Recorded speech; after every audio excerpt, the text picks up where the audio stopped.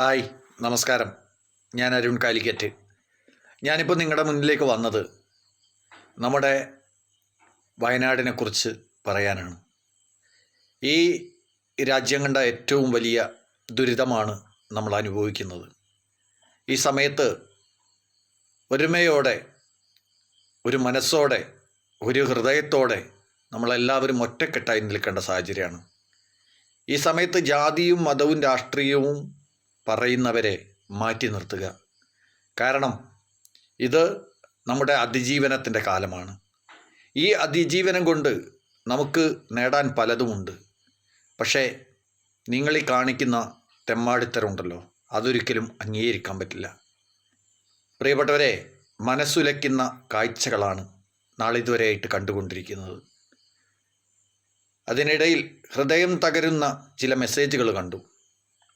ഇടുക്കിയിലെ ഒരു പെൺകുട്ടി, എനിക്കൊരു കുഞ്ഞുണ്ട്, ആ കുഞ്ഞിന് കൊടുക്കുന്ന മുലപ്പാൽ ഞാൻ അവിടെയുള്ള അനാഥരായ കുട്ടികൾക്ക് കൊടുക്കാൻ തയ്യാറാണ് എന്ന് പറഞ്ഞപ്പോൾ ഹൃദയം ഒന്ന് ഉലഞ്ഞു, വല്ലാതെ നൊന്തു.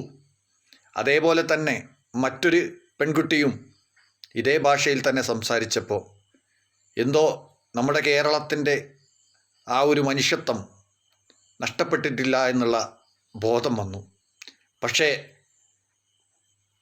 ആ ഒരു ഇട്ടിരിക്കുന്ന പോസ്റ്റിനടിയിൽ ഒരു ആണും പെണ്ണും കെട്ട എന്ന് പറയുന്നില്ല, ഒരു നികൃഷ്ട ജീവി, ഒരു തന്തയില്ലാത്തവൻ ഇട്ടിരിക്കുന്ന മെസ്സേജ് കണ്ടു.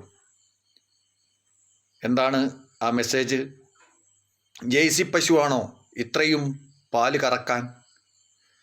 അടുത്ത ഒരു തെണ്ടിയിട്ട മെസ്സേജ് കണ്ടു. എന്താണ് ആ മെസ്സേജ്? എനിക്കും തരുമോ കുടിക്കാൻ? അത് ഞാൻ മുത്തി മുത്തി കുടിച്ചോളാം. എന്ത് സംസ്കാരമാണ്, എന്ത് സംസ്കാരമാണ് മലയാളികളുടേത് എന്ന് ചോദിക്കേണ്ട ഒരവസ്ഥയിലേക്ക് എത്തിക്കുന്ന ചില തെമ്മാടികൾ. വളരെ വേദനാജനകമായ കാര്യങ്ങൾ. ഒന്ന് ആലോചിച്ച് നോക്കൂ. ഒരമ്മ ആടിനെ വിറ്റ പണം കൊടുത്ത് ദുരിതാശ്വാസ നിധിയിലേക്ക് പണം അയച്ച ഒരമ്മ ഈ പ്രാവശ്യം കൂട്ടിവെച്ചിരിക്കുന്ന പലിശ അടയ്ക്കാൻ, ബാങ്കിൽ പലിശ അടയ്ക്കാനുള്ള പൈസ എടുത്ത് ദുരിതാശ്വാസ നിധിയിലേക്ക് കൊടുത്തിരിക്കുകയാണ്. അതും ഒരു അമ്മയാണ്. ഒന്ന് ആലോചിച്ച് നോക്കി. ഒരു പിഞ്ചു കുഞ്ഞ് തൻ്റെ സ്വപ്നങ്ങൾക്ക് വേണ്ടിയിട്ട് കൂട്ടിവെച്ച കുറച്ച് തുട്ട് നാണയങ്ങൾ ദുരിതാശ്വാസ നിധിയിലേക്ക് കൊടുത്തിരിക്കുകയാണ്. ആ പിഞ്ചു കുഞ്ഞിൻ്റെ മനസ്സ് വല്ലാത്തൊരു മനസ്സല്ലേ? എവിടെയാണ് നമ്മുടെ മലയാളികൾക്ക് ഈ മനുഷ്യത്വം ചോർന്നു പോകുന്നത്? CMRD ഫണ്ടിലേക്ക് പണം അയക്കരുത് എന്ന് ചിലർ പറയുക. എന്തേ? പണം അയച്ചാൽ അവിടെ എന്തെങ്കിലും സംഭവിക്കുമോ? മുഖ്യമന്ത്രി പിണറായി വിജയൻ ആയതുകൊണ്ടാണോ നിങ്ങളങ്ങനെ പറയുന്നത്? ഒരു കാര്യം നിങ്ങൾ മനസ്സിലാക്കുക. വളരെ കൃത്യമായ രീതിയിൽ ഓഡിറ്റിംഗ് നടത്തുന്ന ഒരു ധനകാര്യ സംരംഭമാണ് CMRD എന്ന് പറയുന്നത്. അത് ധനകാര്യ സെക്രട്ടറിയുടെ കയ്യിലേക്കാണ് ആ ക്യാഷുകളൊക്കെ എത്തുന്നത്. എന്ന് വെച്ചിട്ട് അദ്ദേഹത്തിന് അതെടുത്ത് ചിലവാക്കാനൊന്നും പറ്റില്ല.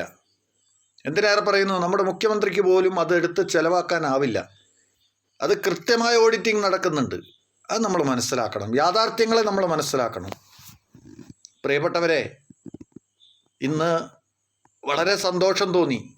കാരണം മോഹൻലാൽ അവിടെ എത്തി 3 കോടി രൂപ ഞങ്ങളെ വിശ്വഭാരതി ഫൗണ്ടേഷനോ അങ്ങനെ ഏതോ ഒരു ഫൗണ്ടേഷൻ്റെ പേര് അദ്ദേഹം പറയുന്നത് കേട്ടു. അത് കൊടുക്കാൻ തയ്യാറാണ്. മാത്രമല്ല, അവിടെ ആ സ്കൂള് പണിത് കൊടുക്കാനും ഞങ്ങൾ തയ്യാറാണ് എന്ന് പറഞ്ഞു. ഇതിലൊക്കെ വളരെ അഭിമാനത്തോടു കൂടി പറയട്ടെ, അന്നമില്ലെങ്കിൽ ജലമില്ലെങ്കിൽ അവനവൻ്റെ വയറ് വിശക്കാൻ തുടങ്ങും. അവന് മാനസികമായി തളർന്നു കിടക്കുന്ന സമയത്ത് അവനൊരു അന്നം പോലും കിട്ടിയിട്ടില്ലെങ്കിൽ അവൻ തളർന്നു പോകും. അന്നം ഊട്ടാൻ ഷെഫ് പിള്ള വന്നു അല്ലേ? എന്തൊരു സന്തോഷമാണ് നമുക്ക് തരുന്നത്. ഇന്നലെ വരെ ആയിരക്കണക്കിന് ബിരിയാണിയാണ് ഈ ദുരിതം നടന്നെടുത്ത് കൊടുത്തത്. ഇന്ന് 25,000 ബിരിയാണി കൊടുക്കാൻ തുടങ്ങി. എന്തൊരു അന്തസ്സാണ് കേൾക്കാൻ. വളരെ അഭിമാനമില്ലേ? മറ്റുള്ള മലയാളികളെ നമുക്ക് മാറ്റി നിർത്താം. പാല് ചോദിച്ചവനും അതുപോലെ കുടിക്കാൻ കൊടുക്കാൻ പറഞ്ഞവനും ജേസി പശുവാണ് എന്ന് പറഞ്ഞവനും പിന്നെ ഒരു പെണ്ണും പിള്ളയെ കണ്ടു. മുഖ്യമന്ത്രിയുടെ ദുരിതാശ്വാസ നിധിയിലേക്ക് പണം കൊടുക്കരുത്, വിജയൻ്റെ ദുരിതാശ്വാസ നിധിയിലേക്ക്.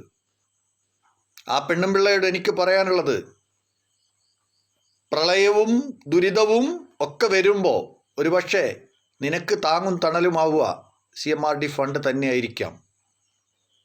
മനസ്സിലായോ? മറന്നു പോകരുത്. കാരണം ഈ നാടിനെ പിടിച്ചു നിർത്തുന്നത്, ഈ സമൂഹത്തെ പിടിച്ചു നിർത്തുന്നത് ഇത്തരം ഫണ്ട് തന്നെയാണ്.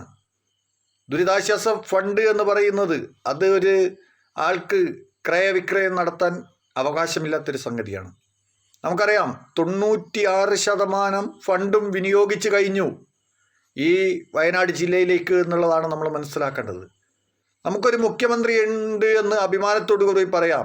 ഒരു ജീവൻ്റെ തുടിപ്പ്, 100% ഒരു ജീവൻ്റെ തുടിപ്പ് മണ്ണിനടിയിലുണ്ട് എന്ന് പറഞ്ഞപ്പോൾ ആ മണ്ണ് കിളച്ചിട്ടാണെങ്കിലും ആ ജീവൻ്റെ തുടിപ്പ് പുറത്തെടുക്കണമെന്ന് പറഞ്ഞ മുഖ്യമന്ത്രിയാണ് നമ്മുടെ മുഖ്യമന്ത്രി. വളരെ അഭിമാനത്തോടു കൂടി പറയാം, ഞാനൊരു DYFIക്കാരനായിരുന്നു, മുൻകാല DYFIക്കാരൻ. റീസൈക്ലിംഗ് ബീനിലൂടെ കോടിക്കണക്കിന് 11,000 കോടി കൊടുത്ത ആ ഒരു യുവജന പ്രസ്ഥാനത്തിൽ ഞാനും ഉണ്ടായിരുന്നു. ഇപ്പോഴും വളരെ അഭിമാനം തോന്നുന്നു. പ്ലാസ്റ്റിക് പെറുക്കാൻ തുടങ്ങിയവർ, പത്രം എടുക്കാൻ തുടങ്ങിയവർ, കക്കൂസ് കഴുകാൻ തുടങ്ങി, നിന്റെ വീട്ടിലും എൻ്റെ വീട്ടിലും എന്ത് പണിയുണ്ടെങ്കിലും ഞങ്ങൾ വന്നെടുത്ത് തരാമെന്ന് പറയാൻ തുടങ്ങിയവർ. ഇന്നെനിക്ക് എൻ്റെ വാട്സപ്പിലേക്ക് ഒരു മെസ്സേജ് വന്നു, പ്രിയപ്പെട്ട സഖാവേ, എന്തെങ്കിലുമൊക്കെ തരണേ, നിങ്ങളെ ബുദ്ധിമുട്ടിക്കല്ല എന്ന്. സന്തോഷം തോന്നി ആ വാക്കുകൾ സന്തോഷം തോന്നി. കാരണം ഒന്നും ചെയ്യാൻ കഴിയാതെ മാനസികമായിട്ട് തകർന്നിരിക്കുക ഞാൻ. കഴിഞ്ഞ പ്രാവശ്യം വയനാട് പോവാനെങ്കിലും എനിക്ക് കഴിഞ്ഞിട്ടുണ്ട്. ഈ പ്രാവശ്യം അതും നടക്കുമെന്ന് എനിക്ക് തോന്നുന്നില്ല. എങ്കിലും ഒരു ദിവസമെങ്കിലും അവിടെ പോയിട്ട് ആ ചളിയിലൊന്ന് ചവിട്ടി അവിടെ എന്തെങ്കിലും ഒരു മൊട്ടുസൂചി അനക്കാൻ കഴിഞ്ഞാൽ അത്രയും ആഗ്രഹിക്കുന്നുണ്ട്. ഇന്നലെ ഞാൻ എൻ്റെ സോഷ്യൽ മീഡിയയിൽ കുറിച്ചിട്ടുണ്ട്, മനുഷ്യ സഹജമായ എന്തും ചെയ്യാൻ തയ്യാറാണ്. സാമ്പത്തികപരമായിട്ട് കുറച്ച് പ്രയാസത്തിലാണ്, അതുകൊണ്ടാണ്. അല്ലെങ്കിൽ അതും ചെയ്യും. ഉള്ളതിൽ പകുതി കൊടുക്കാൻ തയ്യാറാണ്, ഇനി 3/4 അത് കൊടുക്കാൻ തയ്യാറാണ്. ഉള്ളതിൽ ഇപ്പോൾ ഒന്നും ഇല്ലാത്തൊരവസ്ഥയാണ്. തുറന്നു പറയുന്നതിനെ കൊണ്ട് എനിക്കൊരു പ്രയാസമില്ല. ഉണ്ടാക്കും ഞാൻ. ഉണ്ടാക്കുമ്പോഴും എനിക്ക് വേണ്ടി ഒന്നും ഞാൻ ഉണ്ടാക്കില്ല. എൻ്റെ കൂടെ നിൽക്കുന്നവർക്ക്, എൻ്റെ നാടിന്, എൻ്റെ ഈ എന്താ പറയുക നാട്ടുകാർക്ക്, അവർക്ക് വേണ്ടിയാണ് ഞാൻ ഉണ്ടാക്കുന്നത്. ഞാൻ അതിനു വേണ്ടിയാണ് ഇപ്പോഴും കഷ്ടപ്പെട്ടു